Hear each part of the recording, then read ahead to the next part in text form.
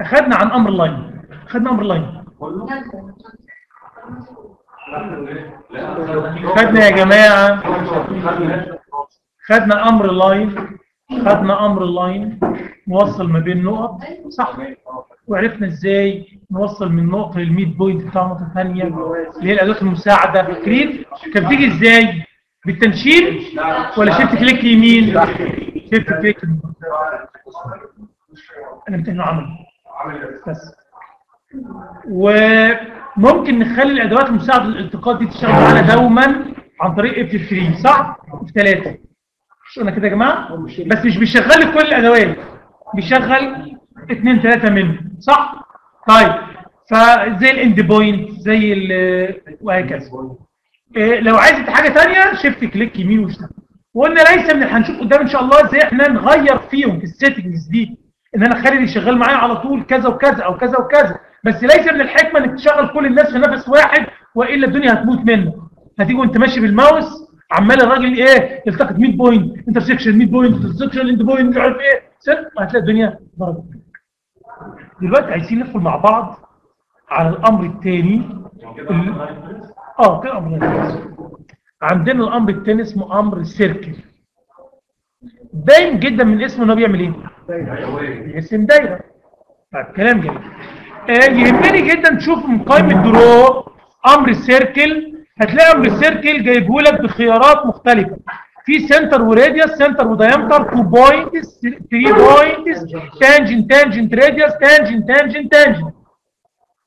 عشان نرسم دايره في طرق عاديه بنرسمها. كانوا في سنه ثانيه ابتدائي ولا ثانيه ثانوي ولا اعدادي يجي يقول لك ارسم دايره تمر بثلاث نقاط، فاكرين؟ او دايره تمر بنقطتين على القطر بتاعها، او دايره تمس خطين بنص قطر مش عارف ايه. فاكرين الكلام ده؟ حتى كنا بناخده في الرسم الهندسي في اعدادي. يجي عندك هنا في خطين كده وعايز ترسم دايره تمس الخطين دول، صح؟ فاكرين؟ كنا ناخد موازي على بعد ار، موازي على بعد ار يتقطع في نقطه ونرسم الدايره. لا ده اسمه سيركل، دايره كامله. في امر هناخده كمان شويه اسمه ارك، ده بقى قوس، جزء من دايره، جزء من دايره، جزء من دايره وليس بارابوليك ارش. طيب ندخل على السيركل. تعالوا نجرب كده سنتر وراديوس. هنيجي نديله ادي السنتر ونحدد له الراديوس. كلام كويس؟ بس بسيط. يعني تخيل مثلا واحد راسم شكل عامل كده،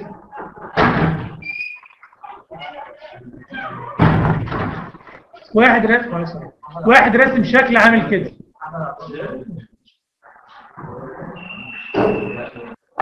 تخيلوا عندنا الشكل ده مرسوم، عايز ارسم دايره مركزها النقطه دي ونص قطرها 2 سم او 20 سم. خد بالكم حتى الان وحدتها مش مظبطينها. نخش في كده قائمه درو سيركل سنتر وراديوس. فين بيسالك على السنتر؟ دايما نقرا اللي بيساله تحت يقول لك سبيسيفاي سنتر بوينت فور سيركل، وحتى كاتبها لك فوق. بص مكتوب سبيسيفاي في الحته السوداء اهي، مكتوب سبيسيفاي سنتر بوينت فور سيركل. هنيجي نقرب من النقطه دي وكليك شمال، صح؟ قال لك الراديوس بكام؟ نفترض ان هو مثلا 100 سم، هنكتب له 100 وانتر، راح يرسم لي دايره نص قطرها 100. مش محتاج السكيل لسه هنتكلم عليه قدام، هنتكلم في السكيل قدام. نعم لا هو كان شغال. لو انت خدت بالك كان في لون اصفر طلع كده، اللون الاصفر ده هو مشغلين افترات. حتى لو بصيت تحت هتلاقي اوس ناب شغاله، اوس ناب اهي مضغوطه لجوه يبقى شغاله، يبقى الادوات المساعده للالتقاط شغاله اوتوماتيك، ماشي؟ ما محتاجش تدوس شيفت كليك يمين. واضح يا جماعه؟ بنفس الطريقه واحد يجي يقول لي انا عايز ارسم دايره عن طريق نقطتين، عايز ارسم دايره تمر بالنقطه دي والنقطه دي. عندنا مثلث. طبعا انا رسمت اللاين ده ازاي؟ خدوا بالكم، اما اجيب لاين من هنا، امر لاين خدنا المره اللي فاتت، او لاين من فوق، او اكتب له حرف ال.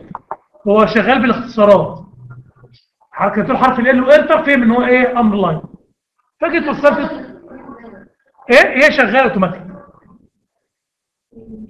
تكتبي له ال وخلاص، ال وخلاص، يبقى من ده لاين. ماشي. سي وانتر،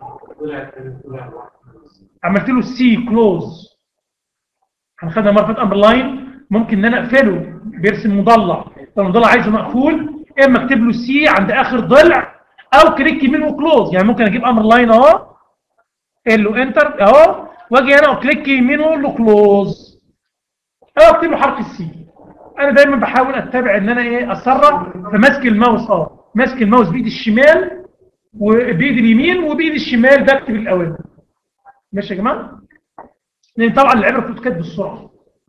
عايزين نرسم دايره تمر بثلاث نقط عادي، من قائمه درو سيركل 3 بوينتس. في النقطه الاولى اهي، الثانيه اهي، الثالثه اهي. والله اعلم النقطه دي جت مش مظبوطه، شايفين مش مظبوطه. طيب هنعمل له اندو ونجيب امر سيركل تاني. انا بس استعجلت. 3 بوينتس، ادي اول بوينت اهي، ادي ثاني بوينت، ادي ثالث بوينت. كده سهل. طب عايزين الدايره بقى اللي واقعه اللي تمس. نعم سي. لا، سي كلوز من جوه امر لاين، لكن سي مع الكوماند على طول يبقى امر سيركل، لان مفيش كلوز في الهواء. واحد يقف في الشركه يقول لك كلوز ولا حد فيهم حاجه، صح؟ هيبدا يدخلك بقى في شويه اسئله ظريفه، بس يعني فضل ما تخشش فيها. يعني لو واحد كتب له سي وانتر، بصوا من على الكوماند قلت له سي وانتر، اوضح لكم الحته دي. بصوا على الكوماند تحت مكتوب ايه؟ سبيسيفاي سنتر بوينت فور سيركل او. الاصل في الاوتوكاد ان هو بيعمل الحاجه بكذا طريقه، منهم حاجه بيسموها الديفولت، دي الاساسي الاساسي، وانت تختارها وتعمل. لو عايز تشتغل بيها اشتغل بيها، لو عايز تشتغل بحاجه ثانيه دخله الرمز بتاعها، يقول لك اور وبين قوسين كاتب لك 3 بي 3 بوينت. فانت لو عايز تدخل 3 بوينت اكتب له 3 بي. بص كتبت 3 بي وامتى فاهم انك عايز 3 بوينت، قال لك فين الفيرست بوينت اهي، فين السكند بوينت اهي، فين الثيرد بوينت اهي. وضحت؟ يبقى انت لو هتشتغل بين على الكوماند بتاعك عن طريق الاختصارات، هيسالك عايز 3 بوينت ولا 2 بوينت ولا تي تي ار تانجنت راديوس. يكفي ان انا اكتب له حرف التي بس، يكفي ان انا اكتب له يا جماعه ايه حرف التي بس، لانه حتى كاتب لك التي كابيتال والتي ار الثانيه سمول. هو الاختصار يعني، فاهمني؟ واضح يا جماعه؟ يعني انت لو عايز 2 بوينت اكتب له 2 بي، 3 بوينت 3 بي. لو عايز تانجنت راديوس اكتب تي بس وانت اهو. بص هكتب له تي وانت. سألني فين الفيرست تانجنت اهو، انا اشاور عليه. فين السكند تانجنت اهو اشاور عليه. فين الراديوس بكام اقول له 300 مثلا او 200.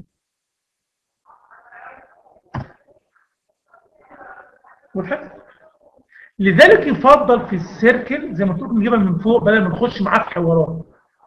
يفضل في السيركل ان انا اجيبها من فوق، من هنا درو سيركل، واختار اللي انا ايه اللي انا عايزه.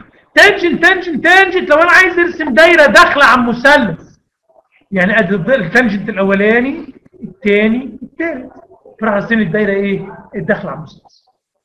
مفهوم يا جماعه؟ عرفنا امر السيركل ظريف. طيب هناك بعض الادوات المساعده للالتقاط اللي هي الاسناب التي تعمل مع السيركل. عايز اوصل مركز دايره دي بمركز دايره دي عادي خالص، هجيب امر لاين اهو ووصل شيفت كليك يمين وبص معايا هتلاقي في حاجه اسمها سنتر. سنتر ده اللي هو ايه مركز دايره. كوادرانت اللي هو ربع الدايره. اي دايره في الدنيا لها 4/4 عن زاويه 0 90 180 270. تانجنت يرسم لك مماس دايره، يعني انا عايز ارسم من مركز الدايره دي مماس الدايره دي، يبقى شيفت كليك يمين تانجنت تو. خد بالك في 2 تانجنت، في تانجنت الناحيه دي وتانجنت الناحيه دي. انا عايز تانجنت الناحيه دي.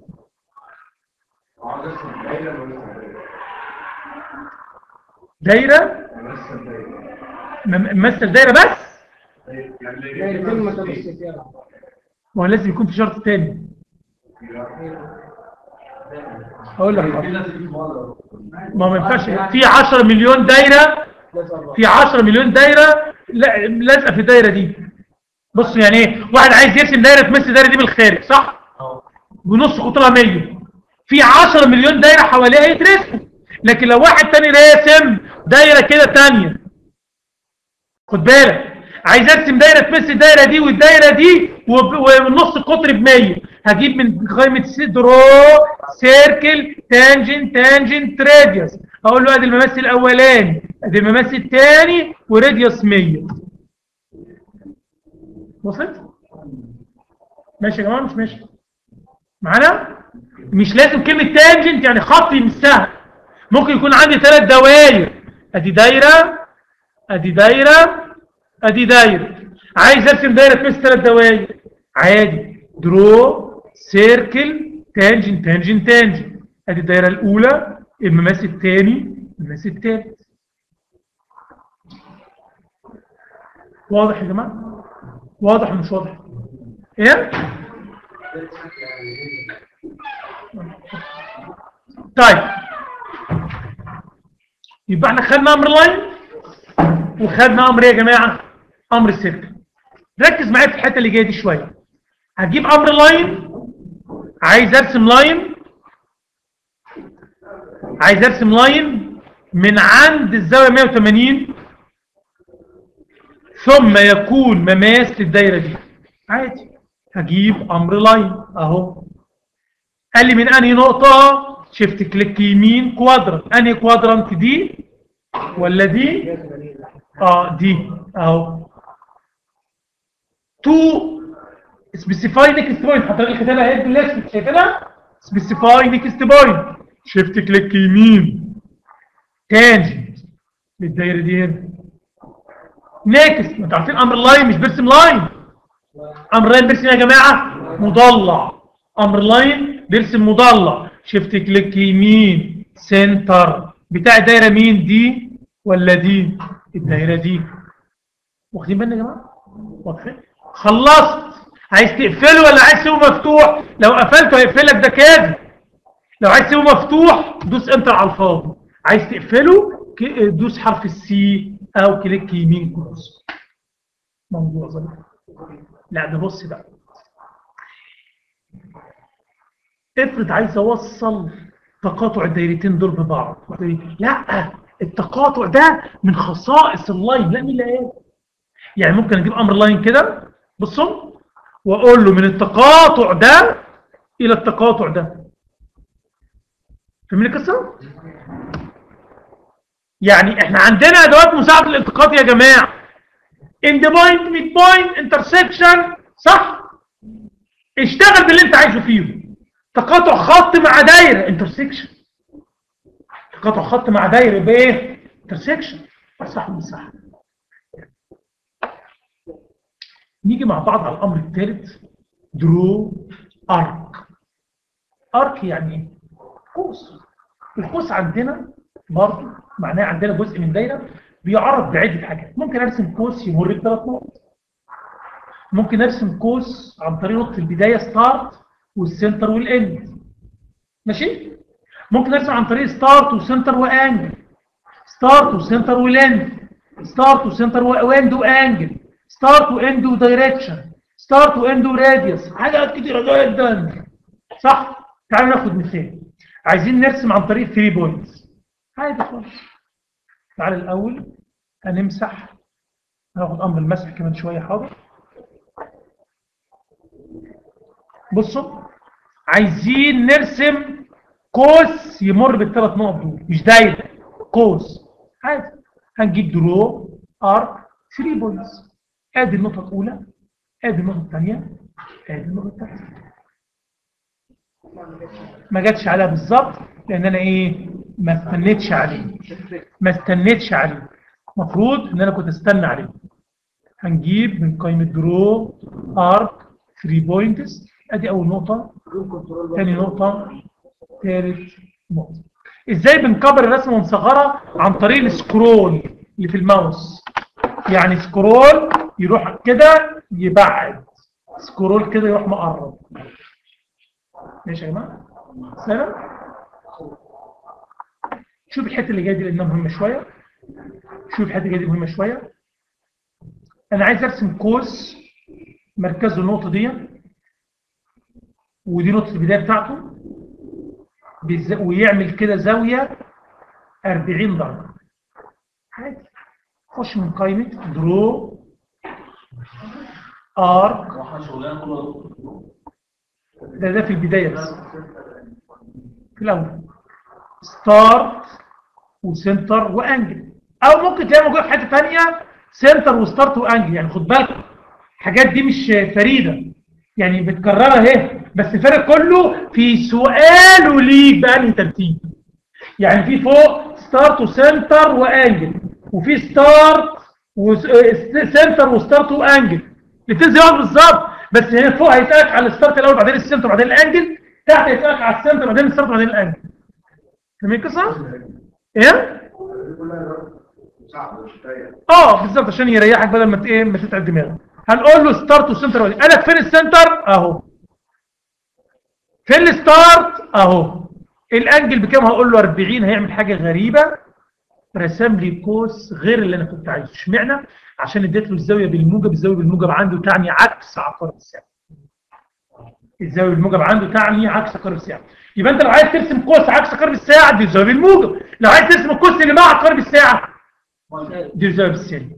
هنعمل اندو، هندخل من قائمه درو ارك سنتر وستارت وانجل. ادي السنتر، ادي الستار، وهاجي اقول له الانجل بسالب 40. عمل الراجل. عمل الراجل يا جماعه.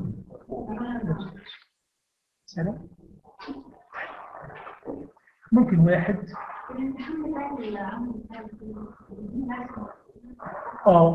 بالظبط.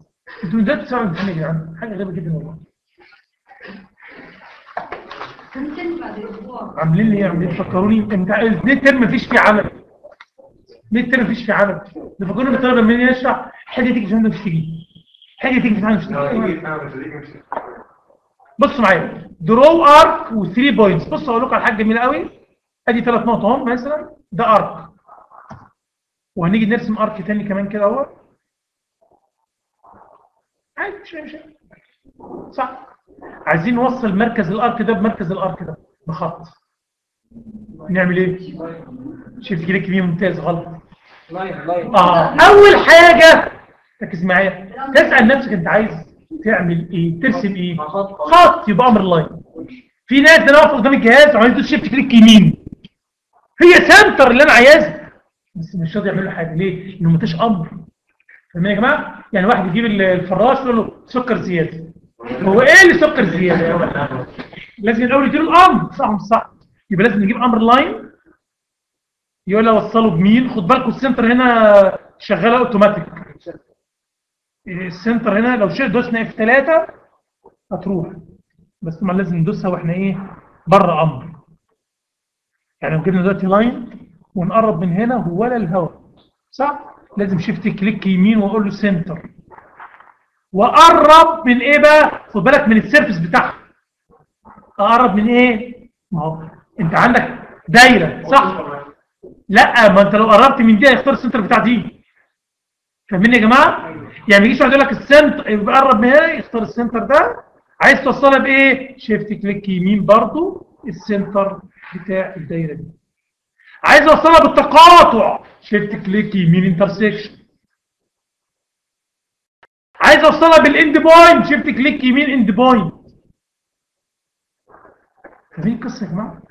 واضحه؟ يبقى انا في عندي دلوقتي مساعده الالتقاط بتساعدني. 100 بوينت انتر بوينت، في ينفع اوصل 100 بوينت ينفع، بس لازم طبعا يكون شغال لك مخك. انا عايز اوصل السنتر بتاع الخط بالاند بوينت بتاع الدايره. هو في اند بوينت الدايره؟ مفيش اند بوينت الدايره. الدايره مالهاش اند بوينت. هو في سنتر للخط الستريت لاين مالوش.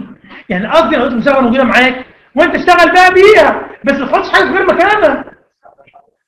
واخدين بالنا يا جماعه؟ يبقى الخط له اند بوينت، ميد بوينت، مش عارف ايه. الدايره ما يقوليش الميد بوينت بتاع الدايره، الدايره اللي ميد بوينت ملهاش. دي بقى يا جماعه وصلت بالثلاث اوامر اللي احنا خدناهم دول، لاين، سيركل، ار. نقدر نرسم اي رسمه في الدنيا كبرت او صغرت في زمن لا يتعدى 10 سنين. لكن بجد مش بهزر، مش توصل ل 10 سنين. ما تقلقش. ايه؟ الديدلاين ده 10 سنين. وده اللي يفرق واحد فاهم من واحد مش فاهم. الفاهم ركزوا معايا بقى، يرسم خطوط بالاوامر اللي احنا خدناها قليله ويبدا يستخدمها ويكبر الشكل بتاعه في وقت قياسي. اللي مش فاهم يقعد عمال يرسم خط خط خط خط خط خط خط. صح. تعالوا نتكلم عن الموضوع ده، وده اللي احنا هنتكلم عليه ان شاء الله يمكن المره الجايه، اللي هو الاوامر المساعده. مش اداه المساعده، فانا اداه المساعده الاسقاط يشفت كليك يمين. في حاجه اسمها الاوامر المساعده. يعني ايه؟ يعني واحد عايز يرسم قاعه فيها 300 كرسي. هو ايه يعني الكرسي ده؟ لاين، ايه اللي حصل؟ لاين هيجيب لاين ولاين ولاين ولاين، صح؟ وسيركل يرسم رجل الكرسي، وسيركل وسيركل، وارك يعمل مش عارف ايه البرواز بتاعه. ادي الكرسي يجيب واحد تاني وتالت ورابع وعاشر و100 و1000. ينسخ الكرسي مثلا تخلص في ثواني. فاهمين القصه؟ او بنفس الطريقه الاوامر المساعده بتساعدنا يا جماعه في تخليص الرسمه في زمن قياسي. بالظبط. بس قبل ما نخش في الاوامر المساعده يهمني جدا حاجه مهمه هنتعرض ليها. الآلات المساعدة عاملة زي ما تكون فراش شغال عندك. احنا قلنا الكاد ده عبارة عن يعني خادم شغال عندك بتأمره بينفذ. لما ندخل على الأوامر المساعدة هنلاقي إن الخادم بتاعنا بيسألنا دايما سؤال واحد فقط: select objects. يعني ايه؟ يعني تجيب الفراش، ركز معايا، قلت له تعالى يا عم، قال لي نعم. قلت له امسح، يقول لي اختار العناصر. انت عايز امسحها، صح؟ قلت له كسر، يقول لي اختار العناصر، صح؟ ادهن، يقول لي اختار العناصر، صح ولا مش صح؟ واخدين بالنا؟ يبقى دايما الراجل يبدا يسالني سؤال سيلكت اوبجكتس. ده سؤال شهير جدا في الاوتوكاد، شهير جدا. كل امر هنجيبه هيروح لك الرساله دي: سيلكت اوبجكتس، اختار. اللي مش فاهم حاجه يختار. تقول لي هو كمان الاختيار ده فيه فن؟ اختيار. اقول لك لا، ما هو ممكن اجيب الفراش اقول له امسح، يقول لي امسح ايه؟ اقول له الكرسي ده، وايه تاني؟ اقول له الكرسي ده، وايه كمان؟ وده وده وده وده وده وده وده وده وده وده وده وده وده وده وده. يقول لي طب ما تقول لي من الاول امسح كل الكراسي وريحني. فاهمين القصه؟ يبقى اختيارك للعناصر نفسه فيه فن. لو انت عايز كل العناصر ما تقعدش تاخدهم واحد واحد. انا عايز العناصر دي بس، الصف ده اقول له ده وده وده وده وده وده وده. يقول لي يا عم ما تشاور لي، تقول لي العناصر دي وخلاص، الكراسي دي وخلاص. فاهمين يا جماعه القصه؟ يبقى موضوع السيلكت اوبجكتس محتاج فن. انك انت عشان لما الراجل يسالك سيلكت اوبجكتس ما تذلوش، هو مش هو اللي هيتذل، انت اللي هتتذل. بالظبط. هتقعد تختار الكرسي ده والكرسي ده والكرسي ده والكرسي ده. اختيار العناصر له عندنا طريقتين: اما ان انا عايز اختار كل العناصر او بعض العناصر. للاسف انا كنت عامل اوتوكاد، عامل باوربوينت بس نسيت اجيبه، كل مره افتكر اجيبه بس بنساه. كان لكم المره الجايه ان ربنا يذكرني ان شاء الله. اختيار العناصر بينقسم عندنا لفرعتين كبار: ان انا عايز اختار كل العناصر، او بعض العناصر. ماشي يا جماعه؟ لو عايز اختار كل عناصر بكتب له all. لما يقول لي select objects كده اقول له all، كله، خد كله. لو انا عايز بعض العناصر تفرق معايا. هل انت عايز عناصر متفرقه ولا عناصر مجمعه؟ يعني عايز اخد الكرسي ده، الكرسي اللي هناك، والكرسي ده. ليس امامك خيار الا انك تختاره بالكليك الشمال بالماوس. طب افرض مجمعين، بنعمل نحوطهم بويندو، نعمل مستطيل يستوعب العناصر الايه المراد. تعالوا ناخد اول امر ونشوف. اول امر يهمنا هو امر إيريز، الاستيكه. شايفينها؟ إيريز. تعالوا نكتب كده الامر ده هنا. امر اسمه إيريز. ده بيستخدم يا جماعه، يستخدم ليه؟ للحذف. تعالوا كده نختار امر إيريز. بيجي من قائمه موديفاي بقى. خدوا بالكم احنا قلبنا القائمه، غيرنا من قائمه درو لقائمه مين؟ موديفاي. امر اسمه إيريز وجنبيه استيكه. راح مديني رساله شهيره، كاتب لي ايه جنب الماوس؟ سيلكت اوبجكتس. واحد بقى عايز يمسح الرسمه كلها، يدوس هنا يروح ينقطه. خد بالك العنصر اللي بتختاره بينقطه عشان يميزهولك عن العنصر اللي انت ما اخترتوش. يعني انت قلت للراجل امسح لي الكرسي ده، راح عامل علامه عليه عشان يعرف ان ده ايه اللي انت عايزه، صح؟ تيجي سيادتك تقعد تختار كليك شمال، كليك شمال، كليك شمال، كليك شمال، كليك شمال، كليك شمال، كليك شمال، كليك شمال، وتعيش. وخد بالك كل ما تختار عنصر يكرر لك تاني، يقول لك وايه كمان؟ سيلكت اوبجكتس. صح ولا مش صح؟ طب افرض انا عايز، يبقى ايه؟ ندوس اسكيب عشان نخرج من الامر. يبقى انا لو جبت امر إيريز قال لي سيلكت اوبجكتس وعايز امسح كل العناصر، اكتب له اول، انتر. مش عمليه؟ اختار كله، تدوس انتر كمان مره، حذف لك كله. سهل. لو عملت له كنترول زد يجيبهم لي تاني. اشمعنى؟ تراجع عن الامر الاخير. ايه هو الامر الاخير؟ امر الحذف، امر المسح. صح ولا مش صح؟ واضح يا جماعه؟ قلت تاني، انا عملت إيريز حذفت كله، إيريز حذفت كله، قلت له إيريز اول. بس بعد ما مسحهم قلت الله مش عايز امسحهم كلهم، فرحت عامل ايه؟ اندو، اما كنترول زد او حرف يو انتر. اندو بترجع ما شاء الله يا 100 امر. ماشي؟ طيب يو انتر وانتر. يعني بصوا عملت إيريز قال لي سيلكت اوبجكتس، قلت له اول وانتر كده مسح. لو اديت له حمر في اليو انتر رجع يو. يو دي اختصار اندو، يبقى ال اختصار ايه؟ لاين، وسي سيركل، اي ار، اي ار، يو اندو. اما الكنترول زد دي ايه؟ ما هي اندو برضه، بس اندو دي بتاعت الويندو كله. عارفين الكنترول زد دي شغاله في الويندو كله، باوربوينت، وورد، اكسل، اي حاجه في الدنيا في الويندو شغاله كنترول زد اندو. لكن الاوتوكاد شغال الاثنين، كنترول زد شغاله معاه لانه تحت الويندو، ويو شغاله معاه لانه اندو. كلام سهل.